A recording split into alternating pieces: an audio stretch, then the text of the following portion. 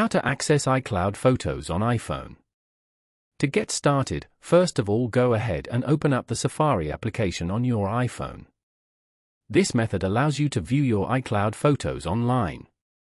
Safari helps to browse the internet, access websites, manage tabs and bookmarks. It also helps with view websites, preview website links, translate web pages, and more. Once you're inside the browser, type in iCloud.com in the search bar, and you will be taken to the iCloud homepage. This page gives you web access to all your iCloud data. On the main menu, you'll see a grid of familiar application icons. From these options, go ahead and tap on the Photos icon. Your complete photo library will now load within the browser.